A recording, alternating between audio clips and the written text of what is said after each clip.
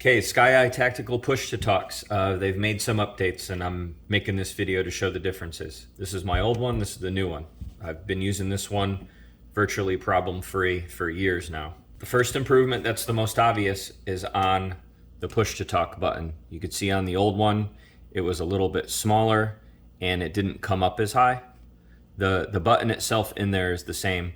And I guess the reason why they made this change was some people were saying with gloves on, it was really hard to push this push-to-talk in. I've never had that problem, but I always run no gloves or very thin gloves because I'm in a pretty hot environment. So I can see how this would be helpful for that, and I don't really think it's going to open it up to any hot miking issues. Next thing that they did was they made a change to the rubber seal where the headset actually plugs into the push-to-talk.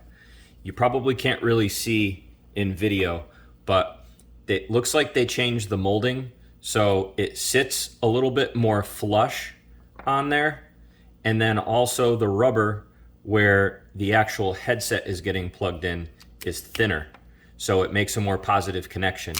And the reason why that they did that is because people were having connectivity issues intermittently. I actually had this problem myself. Every once in a while I'd plug my headset in and I'd have to twist it around a little bit, and then all of a sudden it would work and I'd be able to hear out of it really well.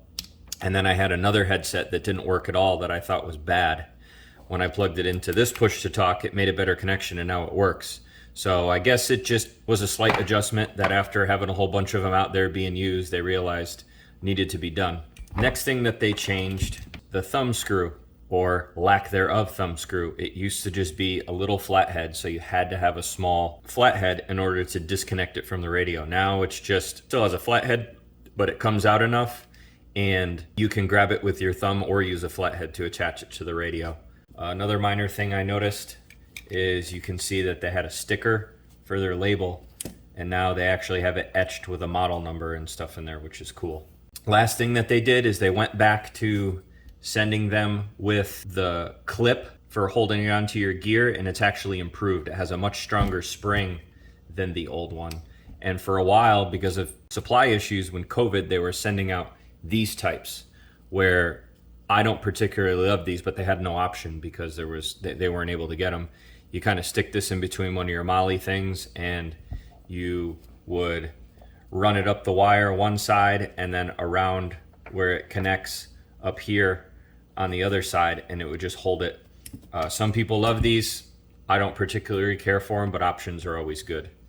If you have one of their older ones and you want any of these upgrades, reach out to them.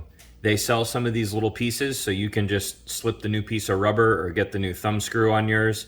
If you bought one with one of these, they have clips individually that you can buy. Even if you wanted to change the button, say you've had your push-to-talk for years and years and you want to just get it rehabbed to save some money, they'll take it, open it up, go through it again, and even if you wanted to change out your lead because you decided you're going to change over to a different radio, you can. I don't see really anything bad with any of these upgrades. It's looking better.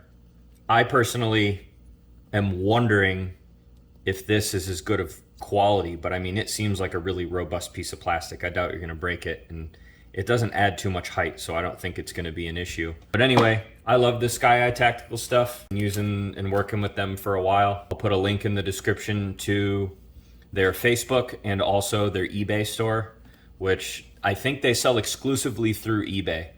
I don't think they've reached Amazon or anything yet. Definitely check them out. Reach out to them if you want some of these little parts. Enjoy.